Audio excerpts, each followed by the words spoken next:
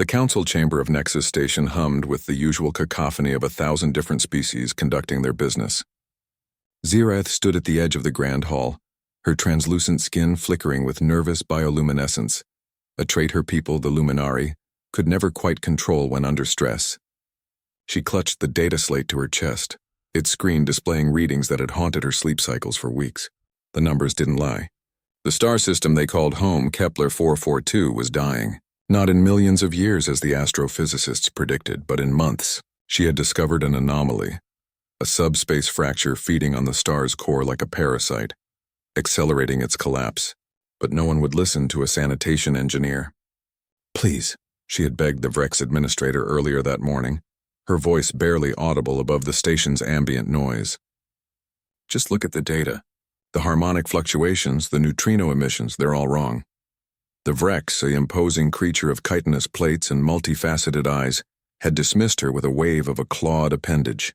"You clean waste reclamation units, child. Leave stellar mechanics to the scientists." She had tried the Quarian representatives next, then the Centauri delegates. Each time the response was the same: derision, dismissal, or worse, pity. A poor alien girl from the lower decks, barely educated beyond basic technical training, claiming to have discovered what the station's most advanced instruments had missed. Zirath's glow dimmed to a dull purple, the color of Luminari despair. "You look like you're carrying the weight of a collapsing star." The voice came from behind her, speaking in heavily accented but understandable galactic common. She turned to find a human standing there, his bipedal form dressed in the practical jumpsuit of a maintenance worker. His designation patch read Marcus Chen, Engineering Technician. Humans, the newest species admitted to the Galactic Council, barely 2 generations ago. Most elder races still considered them curiosities, short-lived, emotionally volatile, obsessed with inefficient problem-solving methods. Zirath's bioluminescence flickered uncertainly. "It's nothing." "Doesn't look like nothing." Marcus gestured to a nearby bench. "I've got 20 minutes before my shift. Want to talk about it?" Something in his tone, lacking the condescension she'd endured all day, made her sit. The words tumbled out, the discovery, the data, the dismissals. She expected him to laugh or walk away. Instead, Marcus leaned forward, his brown eyes intent. "Show me." For the next 15 minutes, he studied her data slate, asking questions that revealed a surprising depth of understanding. He pulled out his own device, cross-referencing her readings with public stellar data, his fingers moving with practiced speed. "You're right," he said finally. "This fracture is real, and if your calculations are correct..." He looked up at her, and she saw something in his expression that she hadn't seen all day.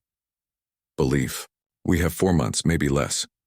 "But no one will listen to me," Zirath said, her glow flickering orange with frustration.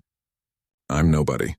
Just a person who saw something important," Marcus interrupted.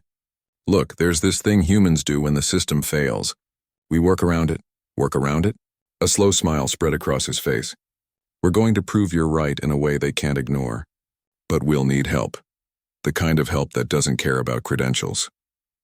Over the next 3 days, Marcus introduced Zirath to what he called the Underdeck Network, the engineers, technicians, and workers who kept Nexus Station running while the diplomats and scientists took credit.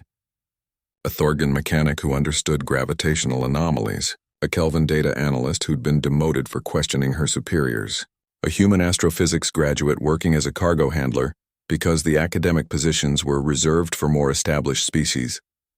They worked in stolen moments between shifts, combining their mismatched expertise.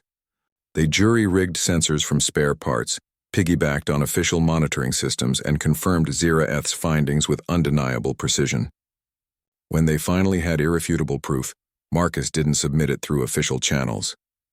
Instead, he did something very human. He leaked it everywhere at once. Every newsfeed, every scientific forum, every diplomatic channel. He made it impossible to suppress or ignore. The response was immediate and chaotic. Within hours, the station's chief astrophysicist confirmed the fracture's existence. Emergency protocols were activated. Evacuation plans were drafted. 7 billion luminary lives would be saved. In the aftermath, standing once again in the council chamber, this time as a witness before an emergency session, Zirath felt her skin glow with a soft, steady gold. the color of hope. "Why did you believe me?" she asked Marcus later, as they watched transport ships beginning the massive evacuation effort. "When no one else would?" Marcus shrugged, that peculiarly human gesture that could mean so many things. "Where I come from, we have a saying, truth doesn't care about your credentials.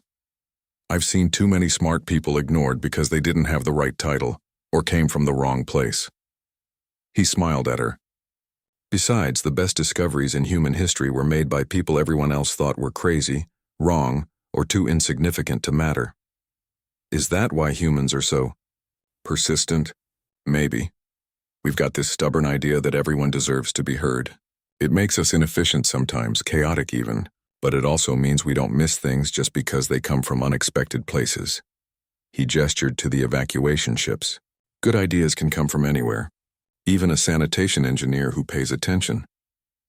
Zira-Eth's bioluminescence pulsed bright with something the luminary language didn't have a word for. But humans did. Gratitude mixed with fierce determination. She had been saved by a species barely older than children in galactic terms, who somehow understood that wisdom wasn't about age or rank, but about opening your ears to every voice. As the ships carried her people to safety, she made a decision.